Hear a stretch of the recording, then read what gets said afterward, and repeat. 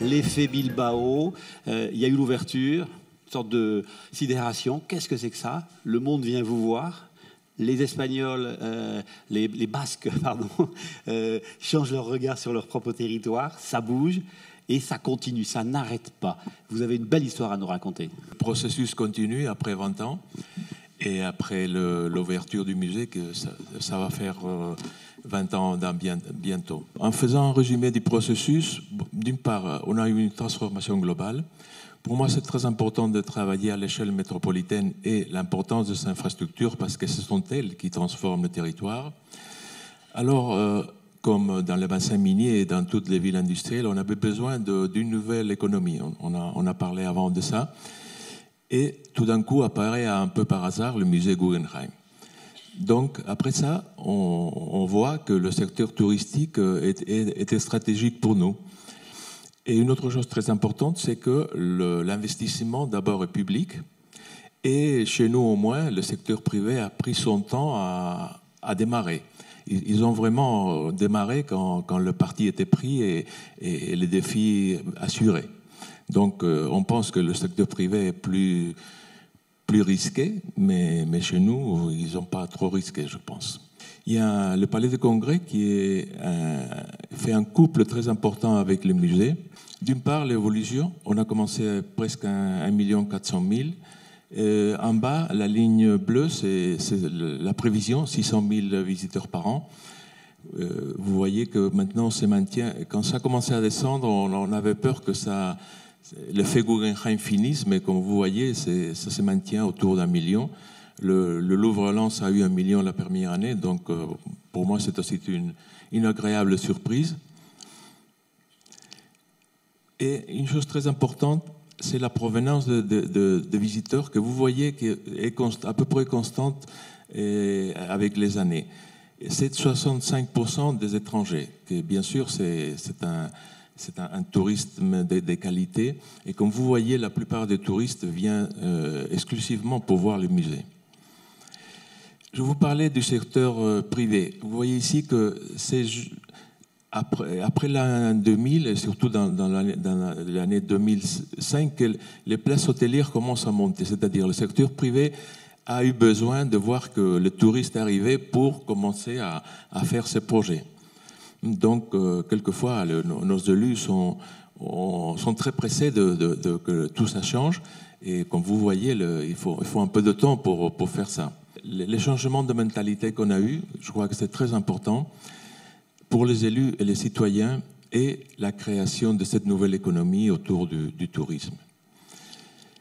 Je vous parlais avant de l'importance du consensus politique et vous voyez un peu ici représenter un chiffre, ce consensus, comme il y a l'État, la région, la province, même l'Europe, qui ont investi dans cette transformation parce que sinon c'est impossible.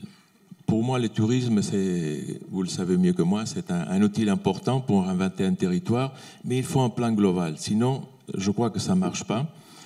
Il faut travailler à l'échelle métropolitaine et aussi, je crois qu'il faut d'abord penser à améliorer la qualité de vie des gens, c'est-à-dire les locaux, comme c'est passé à Bilbao, doivent être fiers de ce qu'on fait. Alors, nous aussi, on a connu comme ça le miracle du Louvre-Lens, une des marques les plus connues au monde, qui arrive sur un territoire qui ne l'attendait pas, des gens qui n'ont pas du tout cette habitude d'accueillir, qui ont une image même d'eux-mêmes peut-être dégradée, tout d'un coup, toc. Alors, depuis, en fait, décembre 2012, ça fait quand même, mine de rien, environ 1 400 000 visiteurs. 900 000 la première année, puis ensuite les objectifs sont atteints.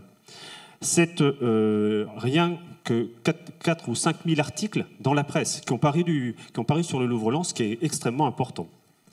C'est aussi, on le dit, 400 emplois directs ou indirects qui, que ce soit dans les restaurants ou alors dans les activités de sous-traitance, vivent de ce Louvre ou partiellement de ce Louvre. C'est aussi des achats sur place, environ 90 € par personne quand elles sont hors région. Donc c'est une vraie dépense, comme le disait tout à l'heure Madame Darc, dont il faut profiter et dont le territoire profite déjà. Le Louvre-Lens était rentré dans le cœur des gens. Le Racing Club de Lens était, on va dire, le foyer de fierté de ce territoire. Et aujourd'hui, le Louvre-Lens ne s'y est pas substitué, mais par contre, les gens en sont fiers. On ne pourrait pas leur arracher aujourd'hui. Nous avons eu d'autres bonnes nouvelles. L'arrivée, en fait, de cette labellisation patrimoine mondial UNESCO sur l'ensemble du bassin minier, depuis Béthune jusqu'à Valenciennes, de manière quasiment concomitante, à une année près. Donc deux marques internationales, le Louvre-Lens et puis le label UNESCO. En 2017, énorme projet, bâtiment de plus de 20 000 mètres carrés qui va s'installer juste à côté du Louvre. Donc ça crée ici finalement une espèce de barycentre et les chambres de commerce et tous les acteurs du tourisme sont attelés à ça, tout simplement, puisque l'industrie et les services dans notre région, c'était sérieux. Le tourisme, c'était un plus, ça change. Ça change, on sent bien que ce moteur du tourisme est aujourd'hui en train de bien se mettre en place. Nous sommes un des 3 sites au niveau mondial à avoir finalement une situation aussi intéressante. Maintenant, c'est le challenge du bottom-up. Les gens du territoire s'approprier le projet et finalement le transcender. Donc il nous faut tout simplement trouver des nouveaux relais de croissance et je vais terminer par là. Donc au niveau de l'urbanisme, bien évidemment, les mairies, les communautés d'agglomération s'y attellent. Alors changement au niveau commercial, relooking total du stade Bollaert, nouveaux quartiers. Nous nous essayons à faire sortir de terre avec les collectivités de nouveaux quartiers. On travaille sur un parvis des arts par exemple, mais aussi sur d'autres poches de développement potentiel. Le paysage également, le paysage sera amené à être transformé. De ces terris qui étaient tout noirs, aujourd'hui ils sont complètement transformés, ils ont reverdi, donc ce sont devenus des réserves de biodiversité, on les visite pour ça, mais nous avons maintenant conscience collectivement de savoir où nous devons aller et nous espérons que ces pousses germeront pour l'avenir. L'Europe, quand elle voit des territoires s'approprier leur destin, surtout quand ils sont en crise, elle dit « allez, j'y vais ». Le tourisme, évidemment, il est impacté par l'ensemble d'autres politiques. C'est les politiques que je vais citer tout à l'heure, c'est ce qu'on appelle les conditions cadres pour avoir une bonne compétitivité de nos PME. Le tourisme, vous l'avez dit hier, c'est au niveau européen, c'est 9% du PIB, c'est 15 millions d'emplois, c'est 3,5 millions de PME sur tous les territoires, c'est-à-dire non délocalisables, sur l'ensemble du territoire de l'Union européenne. Et évidemment, on peut mobiliser des forces énormes là-dessus. Je dirais aussi de dire, ben oui, il faut attirer de plus en plus de touristes internationaux. Nous sommes la première destination au monde, je veux dire, l'Union européenne, vous savez, c'est plus de 40% d'arrivées internationales. On travaille avec le TC sur tous ces sujets-là, la Commission européenne du tourisme, mais on voit qu'en termes relatifs, l'Europe est en train de reculer. C'est-à-dire que l'OMT, les chiffres de l'OMT montrent qu'aujourd'hui on a 42%, mais en 2030, si je ne m'abuse, ce sera 32%. Donc c'est bien, c'est déjà. Mais on continue à croître, mais en termes relatifs, on va diminuer par rapport à d'autres régions du monde.